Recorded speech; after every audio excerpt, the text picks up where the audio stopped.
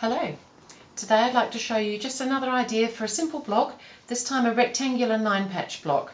I quite like the rectangle for a change. I love 9 patches, and to go rectangle just seemed like the next step, I guess. So I've just got some very delicious fabrics here.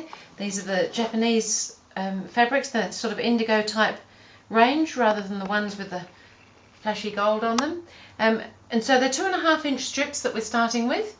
And we're just going to cut some pieces from those that are 2.5 inches by 3.5 inches is the size of our pieces. So I'll quickly show you how I've got a couple of strips of fabric together here. So I've got up to 4 layers, and I'm going to line them up with my board. I'm going to get my rotary cutter and ruler, and I'm just going to trim off the end so I've got a nice neat end to start with. And I'm going to come along 3.5 inches. My strips are 2.5 inches wide, and I need my rectangles to be 2.5 inches by 3.5 inches. So I would cut out for a block or several blocks at a time, because you can chain piece this, and I've already got one cut here, so I'm just going to lay it out, and I'll just quickly sew it together while you're watching. It isn't anything particularly amazing, but I just thought it would be kind of fun just to see how it all goes together. So this is going to be my block, and so I'm going to chain piece the pieces together. So I'm going to start with, I've got my 3 rows of 3 to make the 9-patch. So what you end up with the pieces like this is a block that's going to measure 6.5 inches across by 9.5 inches long. So just sewing with my 1/4 inch seam allowance. And then I'll pick up the next pair ready to go in. If you do them in order like this, you can join up all the rows together. Now you could do these all randomly pieced. I've chosen to do my blocks just with 2 fabrics, but you could mix them all up and have different colours. Okay, so I've done 3 pairs there.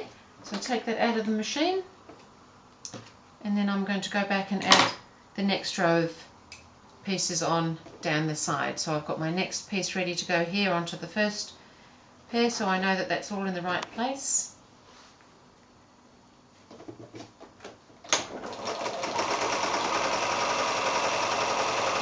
And then add in the next piece. These fabrics are great. They're just a lovely little design with these little owls on that I've got here.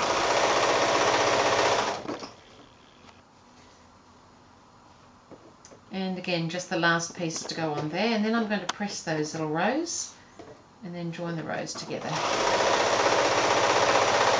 So this is just to give a little bit of a variation sometimes on something that is so straightforward as the 9-patch. It just makes it a little bit more interesting. So I'm just going to bring the iron over. Now I'm going to press because I've got a darker colour here, I'm going to press my seams in towards that darker colour.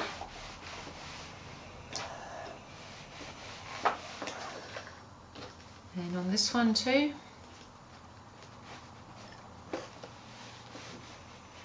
over this way. And again on this one into the darker colour each time. And that what that does is it means the seams will go in opposite directions where we're going to join them up, which is really helpful because then they sit nicely together. Okay, so we've got our block looking pretty good so far. So now I'm going to join those 2 bits together.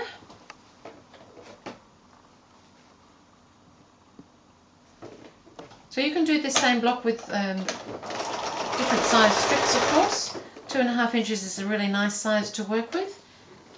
Just need to, like I've got 2.5 by 3.5, so you're adding that half as much on again, plus your seam allowance to give it a nice proportion. So I've done that row, and now I'm going to add the next row onto that.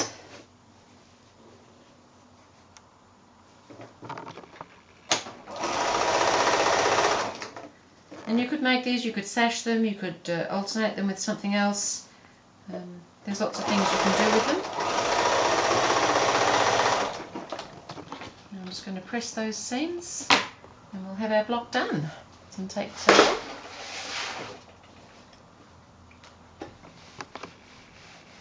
So I'm going to press these seams all in the one direction this time. Just easier to do somehow. And there's my block. So I just think that's quite fun to have a rectangular 9 patch for a change. And I'm probably going to set these, I've made a couple of others here. I'll probably set them with an alternate plain, or sort of plain, not pieced fabric. But as I said, you could sash them, you could do all sorts of different things with blocks like this. Just makes it a little bit more interesting with it being a rectangle. You could do it so that these kind of were similar and they all formed a chain, or as I said, there's really kind of anything you can do with that. It was really just to show you the rectangular 9 patch. I have made a couple of quilts using the rectangular 9 patch. This one here in very country plaids,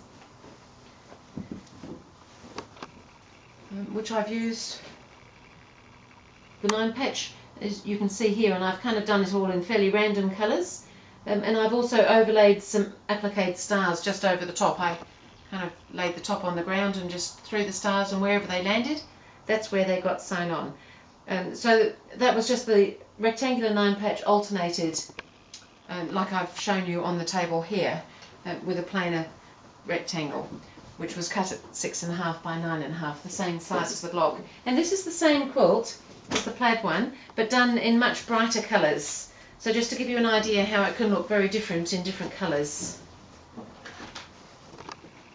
So this is one I've called Star Bright, and this particular one is made all with starry type fabrics. And again, I've just laid it on the floor and dealt out my stars, and wherever they landed, that's where they got appliqued on top. But that's the rectangular 9 patch set with an alternate rectangle. Thank you.